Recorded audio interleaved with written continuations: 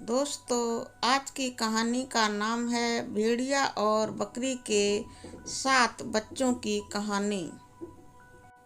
ये कहानी बहुत ही अच्छी है, इसलिए दोस्तों इसे जल्दी से पूरा सुनिए। तो कहानी को हम शुरू करते हैं। भेड़िया और बकरी के 7 बच्चे। दोस्तों, सालों पहले एक जंगल में डम्पी नाम की बूढ़ी बकरी रहती थी, जिसके 7 बच्चे थे। बकरी रोजाना बाहर जाती थी और अपने बच्चों के लिए खाना लेकर आती थी। उसी जंगल में एक शैतान भेड़िया भी रहता था, जिसकी नज़र बेचारी बकरी के बच्चों पर थी। बेचारी बकरी को भी इसके बारे में पहले से ही पता था, इसलिए वो अपने छोटे छोटे बच्चों को जंगली जानवरों से बचने के अनेक तरीके बताती रहती थी। बकरी हमेशा उनसे कहती थी कि भेड़िया बहुत चालाक और बदमाश जानवर होता है और उसकी आवाज़ भारी व पैर हमेशा काले ही होते हैं। ऐसा कोई भी जानवर अगर तुम्हें जंगल में आता दिखे तो खुद को बचा लेना। एक दिन बकरी को खाना लेने के लिए बहुत दूर जाना था। उसने अपने सारे बच्चों को बुलाकर अच्छे से समझाया और कहा कि जब तक वो वापस नहीं आती तब तक घर का दरवाज़ा बिल्कुल मत खोलना। अभी बच्चों ने कहा कि वो अपना ख्याल रखेंगे और माँ को खुशी खुशी बाहर जाने दिया। बकरी के जाने के कुछ देर बाद ही भेड़िया वहाँ पहुँचा और दरवाज़ा खटखटाने लगा। बकरी के बच्चों ने एक साथ पूछा कि कौन है। तब भेड़िया ने कहा कि बच्चों, मैं तुम्हारी माँ हूँ। जवाब में बच्चों ने कहा कि हमारी माँ की आवाज़ इतनी भारी नहीं है। तुम जरूर भेड़िया हो और हमें खाने के लिए आए हो। तब भेड़िया गहराई से सोचने लगा कि बच्चे इतनी आसानी से हाथ में नहीं आएंगे। उसे पता था कि शहद चखने से आवाज़ अच्छी हो जाती है, इसलिए उसने जल्दी से जंगल के आसपास मधुमक्खियों का बड़ा सा छत्ता ढूंढा और बहुत सारा शहद खा लिया। तभी मधुमक्खियों ने उसे डंक मार दिया। उसने खुद को संभाला और दोबारा बकरी के घर पहुंचा।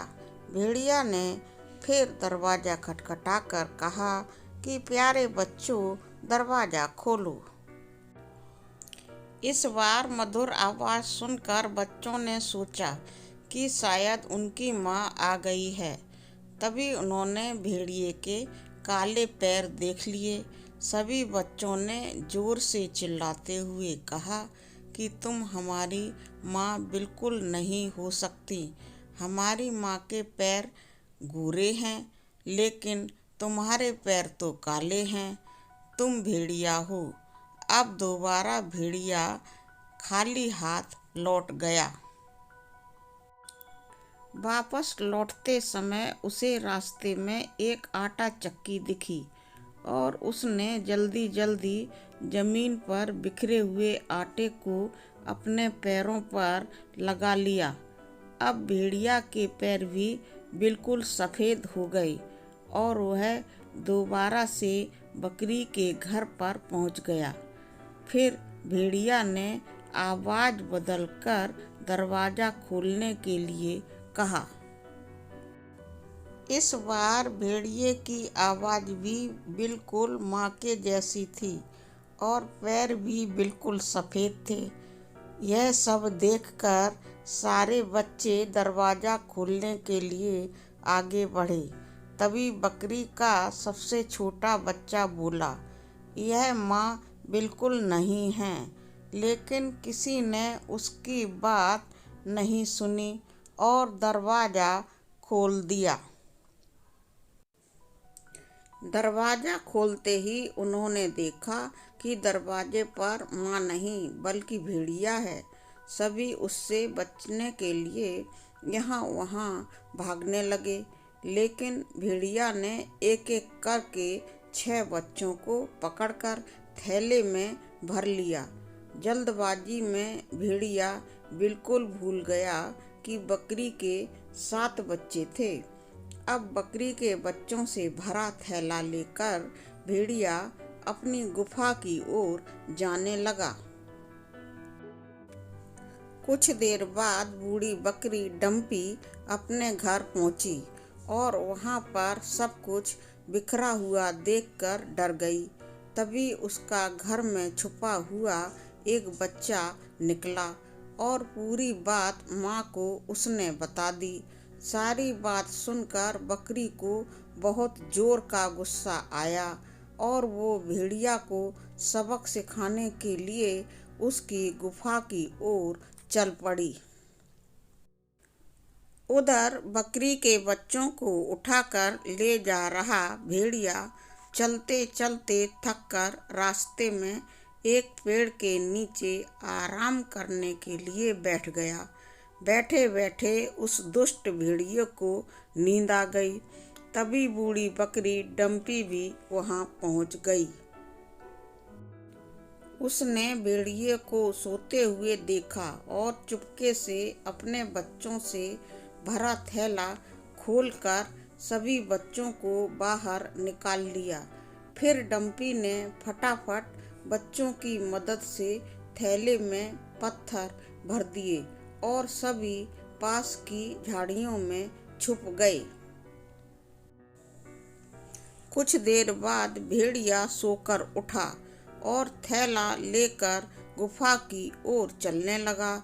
उसे इस बार थैला थोड़ा भारी सा लगा, लेकिन उसने इस बात पर ध्यान ही नहीं दिया।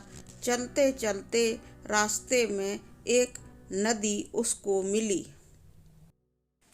जिसे पार करके उस भेड़िए को अपनी गुफा में पहुंचना था। जैसे ही वह नदी में पत्थरों से भरा थैला लेकर गया तो वह नदी में डूबने लगा। यह देखकर बकरी और उसके बच्चे बहुत खुश हुए और खुशी खुशी अपने घर चले गए। कहानी से सीख: किसी के भी साथ धोखा नहीं करना चाहिए। गलत करने का नतीजा भी हमेशा गलत ही होता है। तो दोस्तों, आज की हमारी यह कहानी भेड़िया और बकरी के 7 बच्चे आपको कैसी लगी? प्लीज़ कमेंट सेक्शन में लिखकर अवश्य ही बताएं। कहानी पसंद आने पर वीडियो को लाइक करें और हो सके तो अपने दोस्तों को अवश्य ही शेयर करें। और अच्छी नई कहानियों के वीडियो देखने के लिए प्लीज़ मेरे चैनल को सब्सक्राइब कर लें और बेल आइकन को दबाना बिल्कुल भी ना भूलें। दोस्तों, पूरा वीडियो देखने के लिए आपको बहुत बहुत धन्यवाद।